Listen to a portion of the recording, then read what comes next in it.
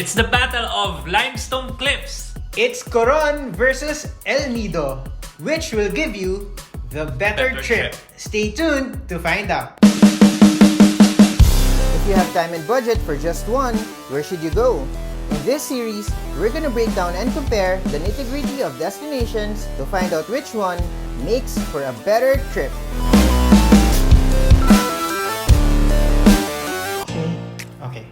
Okay!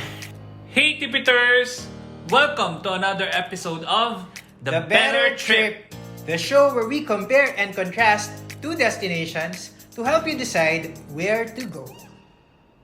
Before anything else, we want to point out two things. First, both of us adore these two destinations. Coron and El Nido are two of the best destinations in the Philippines and we love them both. But not all of us have the time or money to visit both. This video is for those who can only afford to visit just one destination.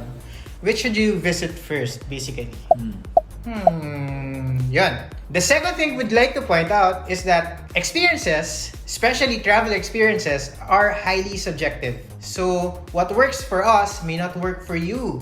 And what we find delightful, pwedeng carry lang sa inyo. Yun.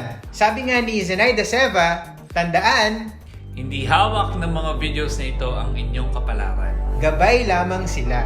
Meron tayong free will. Gamitin natin ito. So today is Coron versus El Nido face off. So bakit ba natin pinili yung Coron and El Nido?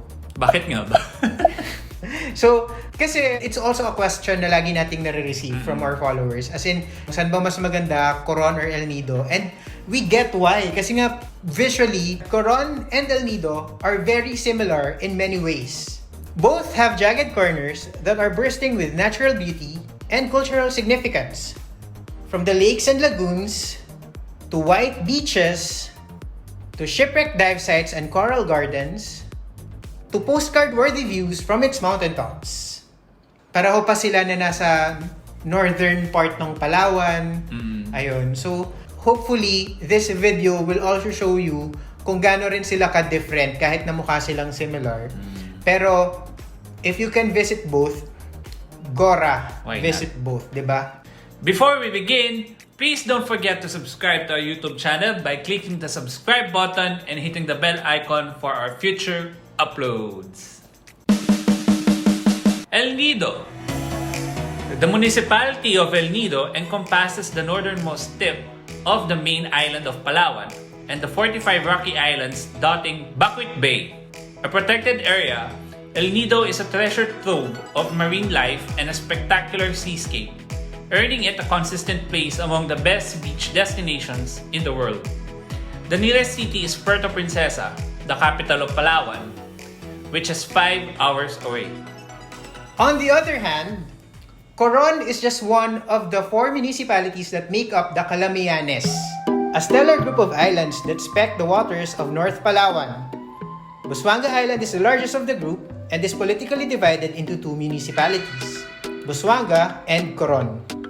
Coron is the main tourism hub of the region and is the usual jump-off point to the surrounding destinations, which is why many of the attractions in Calamianes are often associated with Coron even when they are technically part of other towns. Okay, so game na. Okay. Here we go! Category 1 is attractions. So, ano ba yung mga attractions sa El Nido? El Nido kasi is usually what we think of when we imagine a tropical paradise, di ba? Meron silang mga island hopping tours. Tour A, Tour B, Tour C, Tour D. Tour E. Oo. Tapos, it will take you around the different islands. Yes. So, Minilok Island, Matinloc Island, Cadlao Island, Shimizu Island ba yun or beach? Basta, Helicopter Island. Marami, may 45 islands. So, ang pinaka-popular is Minilok Island. Siya rin yung for me pinaka-picturesque of all the islands in El Nido. The usual tour would be island hopping, tapos sa gitna may lunch, di ba? Tapos the bankero will take care of everything. Ganon. Pero bukod sa island tours, meron ding mga land tours. Like, merong waterfall. Yung cliff. Yung Taraw Cliff. Taraw Cliff. Yung great view of the town and adjacent islands. Even yung mga beaches na part nung main island. Nakpan Kalitang Beach. Yung Twin Beach. Super ganda. Marami pa, hindi lang namin maalala. At saka sa Buckwheat Bay, parang yung palang attraction na siya eh. Hindi ko makalimutan yung pag-land namin doon. Makita mo yung Buckwheat Bay. Tapos pa-sunset. Ganda. Makita mo pa lang yung view. Okay ka na. Ang Coron, meron din siya ng mga limestone cliffs, ng mga beaches, ng mga lagoons, na meron din yung El Nido. Although, arguably, mas grand yung El Nido. Kung yung Minilok Island nila, yun yung parang Coron Island. May big lagoon and small lagoon ng El Nido. Sa Coron, merong Twin Lagoon. Meron ding mga lakes, di ba? Yung Kayangan Lake, Barracuda Lake. Ganun. May mga dive sites din. But Coron also offers a little bit more, in my opinion. Like Makinit Hot Spring, which is one of the rare saltwater hot springs in the world. And then, from Coron, you can visit Culyon, na dating largest leper colony in the world. So, meron siyang something historical na kayang i-offer, na something unique to the area. Weirdly enough, there's an African safari in Coron. It's technically not part of Coron, it's in Busuanga, pero very accessible from Coron. Kalawit. Ay, meron pa isa, yung Fireflies and Glowing Plankton Tour sa Coron, na sobrang ganda. As in, sobrang magical niya, na nasa bangka kayo, tapos pag ginanon niyo yung water, nag-glow yung tubig dahil sa glowing plankton. Sobrang magical. Oh my God. Pero ano yun? Technically, pinaka-bentahan niya is Fireflies. Pero nung in-avail namin siya, hindi kami sa Fireflies na amaze sa glowing planktons. Oo. Kung mapupunta kayo ng Coron, i-try ninyo kasi parang nasa fairy tale ka. Yun. 'Di ba sa akin, mas maraming kayang i-offer. Ay, hindi naman mas maraming kayang i-offer, pero like mas diverse yung mga activities sa Coron. So Coron and El Nido, both of us, we've visited these destinations many times before. So kasi favorite namin talaga yung dalawang to. Yung thing kasi with El Nido, na-try ko na halos lahat ng main tours nila. Tour A, Tour B, Tour C, Tour D. Lahat. Land tour, yung may waterfall, tapos pati yung Nakpan Beach. Yung iba multiple times ko na na-try, yung iba different combinations. Pero okay lang sa akin na balik-balikan siya. Kasi ganun siya kaganda, ganun siya ka-grand. Pero yung Coron, nakakailang balik na rin ako, pero ang dami ko pa rin hindi na avail. Kasi ang dami niyang kayang i-offer. Hindi ko pa rin siya ubos. In terms of attractions, mas nagki-cater to different types of traveler yung sa Coron. El Nido for me. Yung mga attractions, hindi ako mahirapang pumili. Lahat ng mga tours na nandun, from Tour A to Tour E, talagang wow, grand yung lahat. Sa bangka pa lang makita mo yung mga cliffs, di ba? Super ganda! Doon palang sold ka na eh. Tama naman, yung sa Coron kasi marami kang options. Pero lamang lang sa El Nido ng konti. Kasi nga, mas grand. On a large scale talaga. For me, it's El Nido in terms of attractions. Next category is convenience. Okay, so first, under convenience is accessibility. Coron kasi, yung airport niya is Busuanga Airport, diba? So parang, pagdating mo sa airport, magta-travel ka for 1 hour, tapos makakapunta ka na sa Coron Town. El Nido has its own airport. Pero, yung mga flights papunta doon, sobrang mahal. Sobrang mahal. So, meron kang dalawa pang options to get there. Puerto Princesa and San Vicente Airport. Yes. From Puerto Princesa, ngayon na siguro 5 hours na lang ngayon, no? Yung kasi, ano na yung daan, diretso. Kasi nung first time namin ni Vince, sa El Nido, yung kalahati nung daan, rocky. Oo. Kahit hindi kayo mahiluhin, may hilo kayo sa sobrang lubak ng mga daan. Oo, nung first time. Pero ngayon, isang diretso na yun, parang flat na yun. Flat diba? na lahat. Coron has only 1 airport, and El Nido has 3 airports. Yung isa mahal, yung isa, konti lang yung flight, San Vicente, and yung isa, 5 hours away. Oo.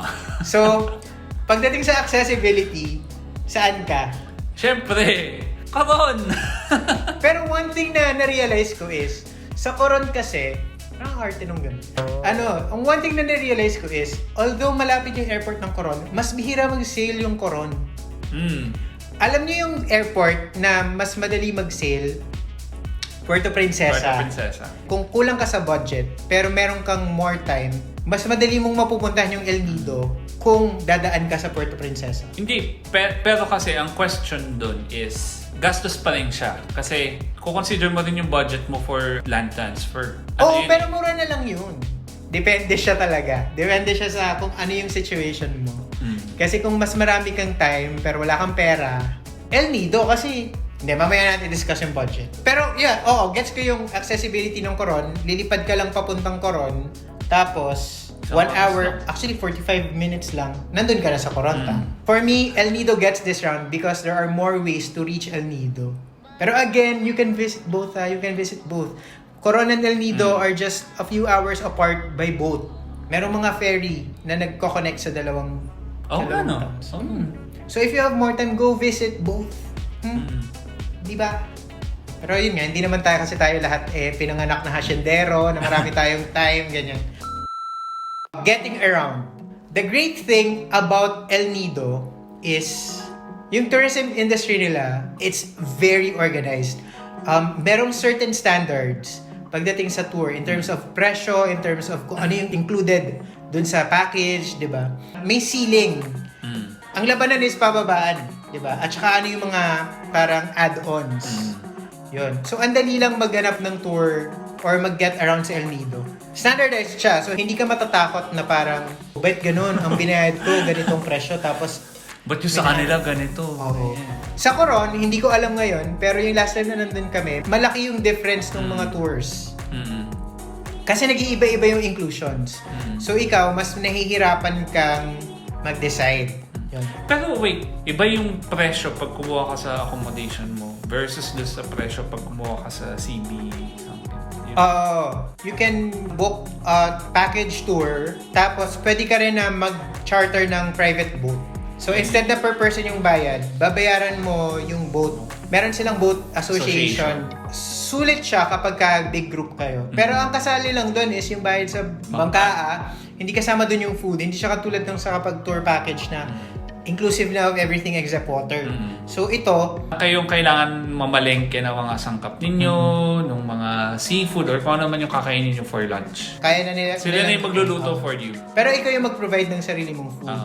Ang one thing though about Coron na na-realize ko is it's more physical than I was expecting. What do you mean? Kasi di ba, high pitch. What do you mean? sa El Nido, usually, pagdala sa'yo sa site, yun na yun, di ba? May one part lang sa El Nido, nung first time ko, na medyo nahirapan ako, which is yung secret beach, na kailangan mong mag-swim. Kailangan mong mag-swim sa ilalim para makarating dun sa beach. Pero most of the time, pag nag-park yung boat, yun na yun. Di ba? Wala ka nang kailangan gawin. Sa Coron, maraming sites yung parang may konting effort pa to reach. Example, Kayangan Lake. Di ba? Anong minor effort doon? Effort talaga. Di ba, hindi siya kaya ng, kunyari, meron kayong senior citizen na kasama. Hindi. Maawa kayo Kunyari, sa yung nanay ko, hindi kakayanin yun. Hindi kaya yun. Tayo nga nahihirapan. Kunyari, Barracuda Lake. Ngayon, madali na kasi meron ng parang boardwalk, di ba? Ganun. Pero nung first time natin, matulis. Ayun. Basta for me, I find it more difficult to get around even within the town center sa Coron. Kasi kunyari, to get to like basta. Ito lang yung sa Coron na pansin ko din. Parang hilly, may effort pa talaga na aakyatin mo siya. Medyo iba yung terrain niya. Paakyat baba yung terrain. Hindi siya tulad sa El Nido na flat. Hindi kumpara mo sa El Nido na parang isang buong straight na daan, tapos nandun na lahat. Yung layout ng town din. Yung Coron medyo complicated siya. Hindi siya, I mean like simple lang din siya. Pero pag kinumpare mo sa El Nido, yung El Nido kasi isang diretsong ganun lang. Tapos lang, yung mga small roads papunta sa mga resorts, sa mga karinderya, restaurants, or sa mga bars. Kumpara mo sa Coron na nagsasanga siya. And yung attractions ng Coron, malalayo I mean like, you can access Kalawit, pero it's like 3 hours on the boat to get to Kalawit. madali pero matagal. Nakailang beses akong balik ng tulog kasi sobrang tagal yung biyahe. As in. And cool yun also. Meron mga public passenger boats na pwede masakyan, pero like once a day lang yung biyahe. So kapag na-miss mo yun, Wala na. so ang choice mo talaga is either magtutour ka para balikan or mag-charter ka ng private boat. Ayun. Basta bottom line, pagdating sa convenience, getting around, I think El Nido gets this one. True. Diba? Kasi mas madali talagang mag-get around sa El Nido. Totoo naman. Yun. Ayun. Safety. Generally safe naman. Sa atin naman, hindi naman maraming scams dito tulad sa ibang Southeast Asian countries. Pero, I think it's worth noting na neither of these destinations have their own hospitals. Actually, issue yan sa maraming island destinations sa Pilipinas. Yung medical facilities ay lacking most of the time. Yun. Na sana magawa ng paraan. May certain risk talaga lalo sa mga destinations na to. Risk meaning, syempre, sa Pwede kang bawat... malunod. Pwede kang malunod, di ba? Or, for example, maglalakad ka lang sa beach, akit ka ng bangka, nadulas ka, mabalian ka, di ba? So, ayun. May mga clinics naman, may mga little like medical centers naman. Pero yung big hospitals talaga, hours away siya. So, it's important to know this. Doble ingat sa mga gagawin ninyong mga activities o yung mga iaabil yung activities. Tsaka kasi, wag tayong, as travelers din, di ba? May sakit din talaga rin tayo, di ba? Pag may nakita tayong butas, mega sundot tayo. Sundot tayo ng daliri. May nakita tayo yung something, tatapakan, di ba? Wag ganun kasi hindi nyo alam kung anong meron dun sa mga pinaghahawakan natin eh. Yung mga ganitong destinations na teeming with natural beauty, you are in the company of wildlife eh. Na wala kang magagawa about it, yun yung nature nila. Kaya nga siya nature eh. Kasi ganon. So, Kaya sila nandun kasi doon sila nakatira. oh, So, ikaw parang, yung nanghihimasok eh. do not disturb them. So, if makita kayong butas dyan, akala nyo alimango, gusto nyo makita. Iba pala yung nasundot ninyo, diba? So, hayaan nyo lang sila. sa mga tourists niyo, sumunod na lang din kayo sa mga bankero. Kung ano yung instructions nila, sundin na lang po natin. Aminin natin yon. Minsan tayo as turista, makulit din talaga tayo. Huwag ganun. Paalala lang yun. Yun. Kasi nga, walang major hospital sa mga destinations na to. At least the last time I checked. Hindi ko alam kung meron na, pero yun. Accommodations. Ayun. For me, it's easier to find accommodations in El Nido. Merong time na nakarating kami ng El Nido nung wala kaming hotel booking. So, since yung layout ng town is isang diretso lang siya, naglakad lang kami dun, tapos nahanap na kami. Parang naglakad lang kami, nagtanong-tanong, isang direction line lang. Tanong-tanong, may available po ba kayo? Although kaya mo rin siyang gawin sa Coron, mas mahirap siyang gawin sa Coron kasi complicated yung layout ng town. Actually, ang normal naman na layout ng town yung sa Coron kasi most towns naman talaga ganun yung layout. Diba? Yung sprawling, yung pag ganon. Budget! Alin ba ang mas budget-friendly?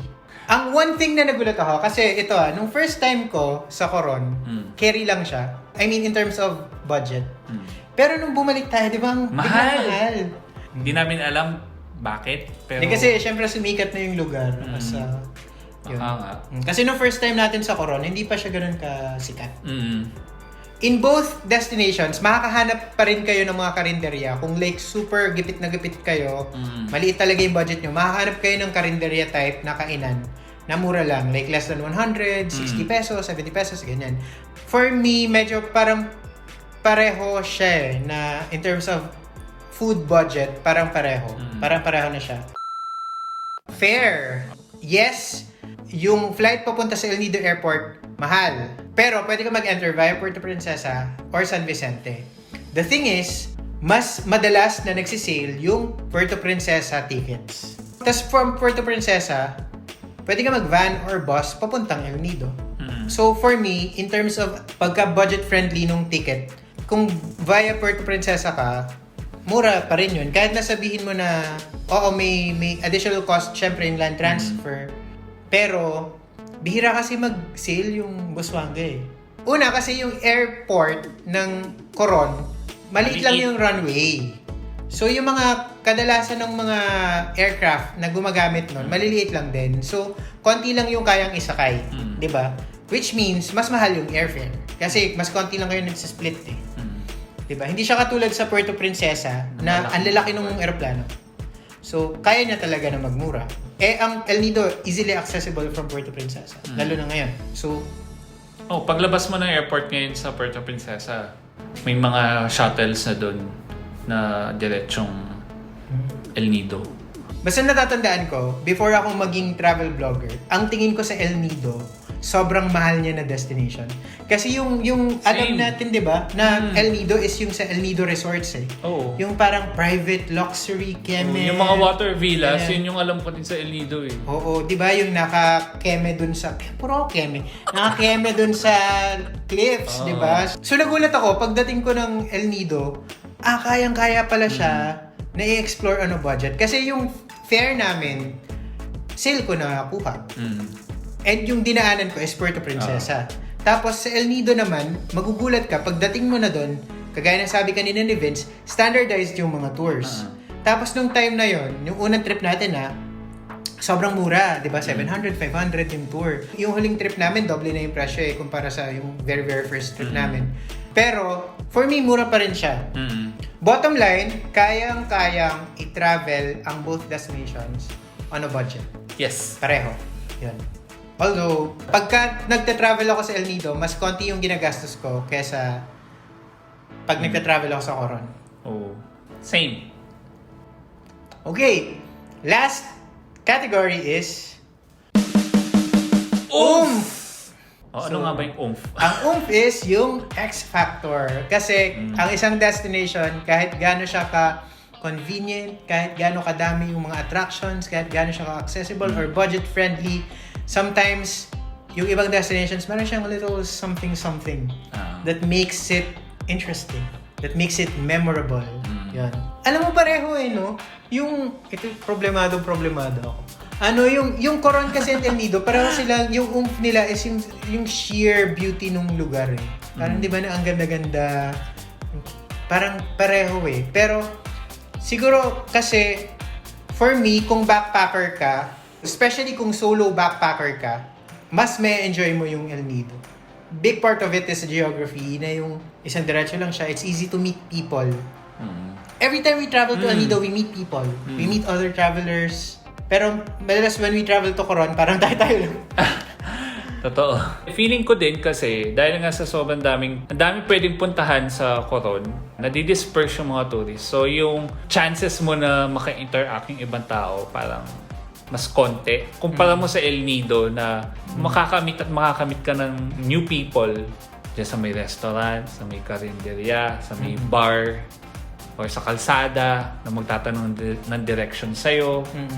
Pero ngayon sa El Nido, hindi na siya parang, ang laki ng concentration ng activities na sa town proper. Ngayon kasi meron ng mga developed na ibang shores na andun na, ang dami ng resorts doon. And hindi namin sinasabi na wala kayong mamimit na other travelers sa Corona. I mean, like, possible pa rin naman. I mean, madami pa rin kayong mamimit. Pero, I feel like mas conducive to it yung El Nido talaga. Ano nga yung oomph? For me, yung oomph ng El Nido is mas madaling mag-create ng connection sa El Nido with other travelers, yung sense of community. Yung oomph ng Coron is uniqueness. Magkamukha ang El Nido and Coron on the surface, pero napakadaming unusual attractions sa Coron. Like Culion, na easily accessible from Coron, is one of a kind, di ba? Kalawit, hindi ko ever in-expect na may ganong klaseng attraction. Granted, ang weird ng background ng Kalawit, na parang may African safari doon. Sure. Ang daming attractions ang Coron na very unusual. Hindi siya one-dimensional as a destination. And yung Tagbanwa people, I mean, yung Coron Island is still an indigenous land, 'di ba? Na may nakatira doon na tribe. And pa rin, hanggang ngayon nire-respect yung traditions and laws ng mga nakatira doon. Protected sila. Yun yung oomph ng Coron for me. So, it's time to settle the score. So, after all the talk between El Nido and Coron, which destination do you think will make for the better trip? So kanina, secretly, separately, sinulat na namin yung sagot namin. So hindi namin alam kung ano yung sagot isa. So, Vince, reveal your answer! El Nido! Baliktad! Oh, Okay, yan. explain. Ayan. Tama. Ang galing ko, di ba? El Nido. Ayan. Yung bentahe talaga sa kanya is super grand ng mga bagay-bagay. Super grand ng mga pinupuntahan naming mga islands. Lalo sa may helicopter island. Pag pinuntahan mo siya, makita mo yung ibang islands doon kahit na super layo na nila. Ang grand pa rin nila tingnan. Ganon sila ka-majestic. Wow. Basta wow. Wow for me ang El Nido.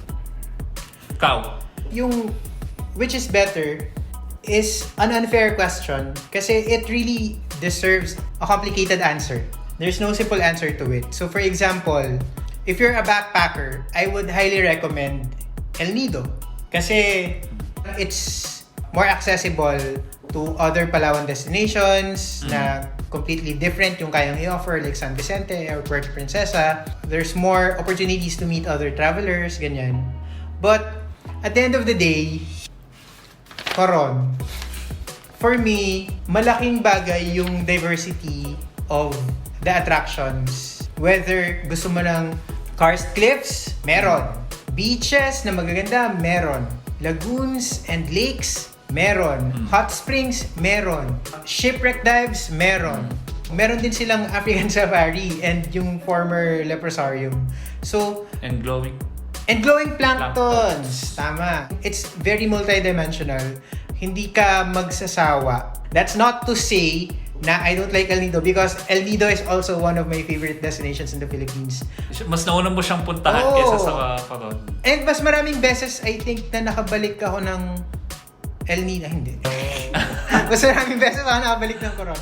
I wouldn't mind returning to El Nido again and again because I love the place. I really love the place. I just feel like, especially if you want a variety of experiences, I think Coron will deliver a little bit more.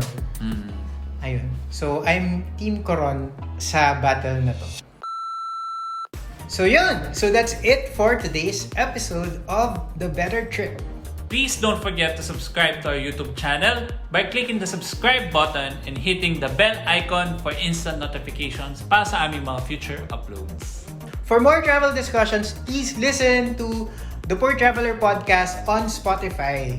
Or, for more travel tips, visit www.thepoortraveler.net where you can find more comprehensive travel guides to Coron and El Nido. Or, whether pupunta kayo sa Spotify or sa aming blog, we'll put the links in the description. So, para click na. See you again next time, and remember, Travel smart travel safe, and have the trip of your life. Bye!